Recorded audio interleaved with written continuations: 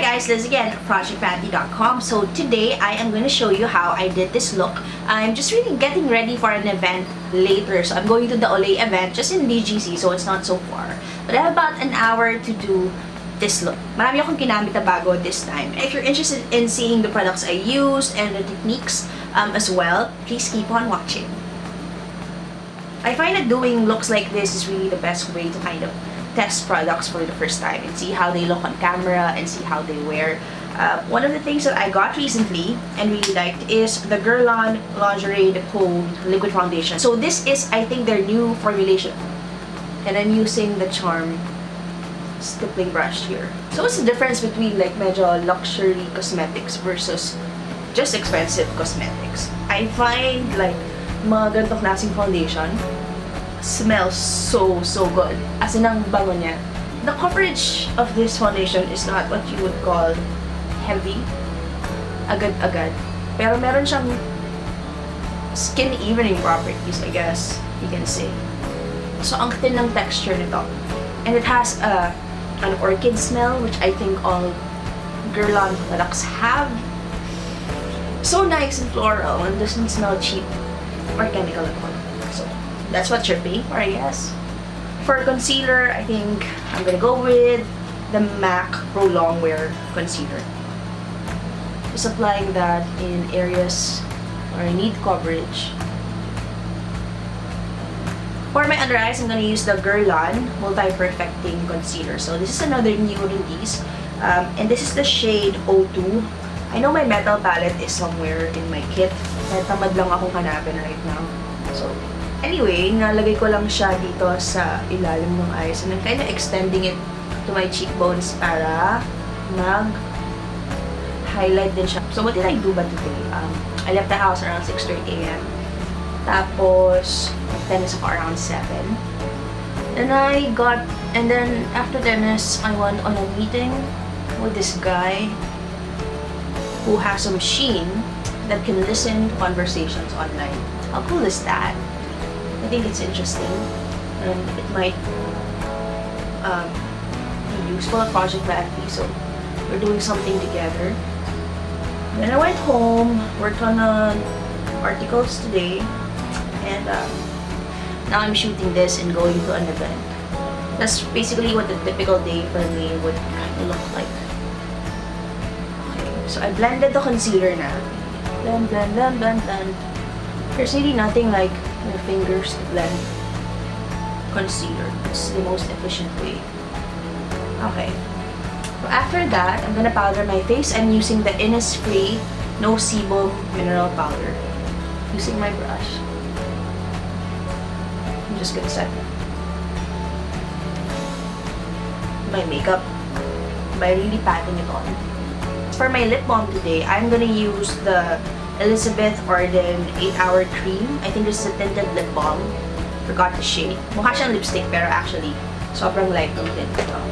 It's about the same hue as my lipstick later, so it's gonna look coordinated kahit na wala siyang masyadong tint. Alam niyo guys, medyo na-frustrate ako sa kilay ko lately kasi hindi sila pantay. Like before, they kind of just used to grow in the same general direction, but now they do not. It's like the other eyebrow just sort of decided to have a life of its own. So now medyo hirapan ako magkilay. Well, this particular product is just really one of those things I always come back to. It makes such a neat kilay. I mean, it's just so clean and nice. Sobrang walang drama when my eyebrows are just out. So my kilay is done. I'm just gonna use a MAC Prep and Prime 24-hour primer on my lids and just kind of blend that over. So for today, I'm gonna use the MAC eyeshadow from their Star Trek collection. This is the pressed pigment eyeshadow in Bird of Prey. It's a green pigment with a lot of multi-dimensional shimmer. So it's really cute. Hindi siya like super pigmented in one go. I kind of have to build it up in layers. So isa-isayin ko siya.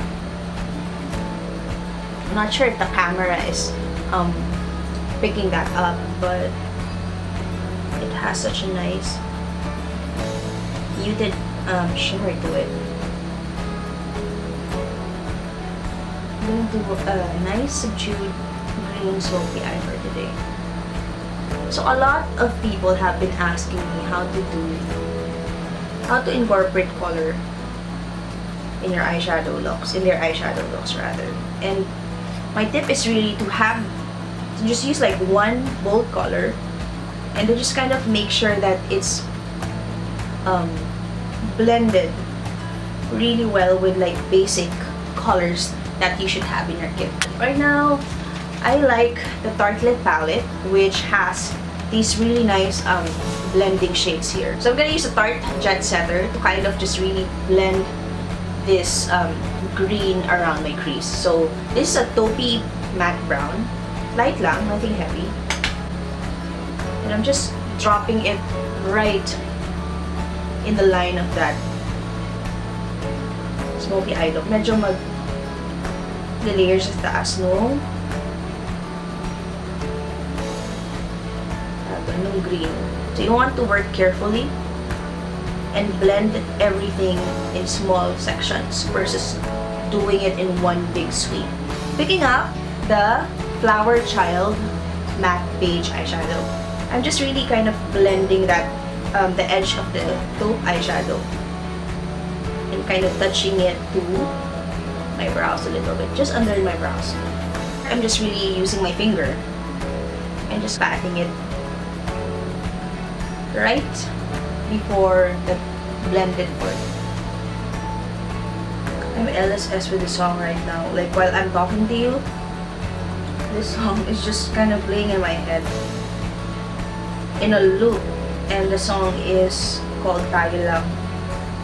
So it's like, tayo lang ang may alam, da da da da da da da da da da, something like that. Hindi ko pa memorize yung lyrics. Pero, ayan, it's just always just playing inside my head. It's driving me crazy, but whatever. Anyway, okay, so eyeliner time. I'm gonna use the Guerlain Ultra Black Liner. It's probably the most expensive eyeliner I've ever owned. This is like 2,000 bucks, guys. That's insane for an eyeliner. I mean, I'm okay paying like over 2,000 pesos for like foundation, ganyan, powder, an eyeshadow palette even. But for eyeliner, parang 2,000 is a bit much. That being said, this is a really good liquid eyeliner. If you're looking for a super black eyeliner that really stays put, doesn't smudge or whatever, this Guerlain, what do you call it? This Guerlain Precision Felt Eyeliner. This Guerlain Precision Felt Eyeliner will really work for you. For mascara, I'm gonna use the Max Factor Clumpify Extensions False Lash Effect. I really like Max Factor mascaras, kaya for the Wonderlust kit, I made sure na may Max Factor na mascaras. You know, it just really lengthens lashes so nicely. At least for me, hindi siya masyadong masmudge. Anyway, okay, contour. So for contour, I'm gonna use the Happy Skin Glam Squad Contour Duo. I'm gonna apply it lang with the Bobbi Brown angled face brush. So for the Happy Skin Contour Palette, nireview ko na siya recently lang. I find that the shade itself a bit light for my skin tone. But you know, it looks really natural. So it works out naman. And I still use it quite a bit. So that's it for my contour. I'm not gonna blush right now kasi I just want my eyes to be kind of the focus, and then maybe wear like a brownie nude lip later on. Pero I will highlight. So I'm gonna use this one from the Victoria Beckham and Estee Lauder collection. Sobrang pretty nito, itong particular na highlighter ito. So it's like a warm champagne highlighter with this textured surface. And ang ganda ng compact. It's so It's so social, right? Anyway, I'm just picking that up with a finger and then dropping the shade right in my brow bone. Sorry, my brow bone. In my cheekbone. So just this bone part there. I'm gonna do the other side. So nice. So just blending that. And wow, look at that, right?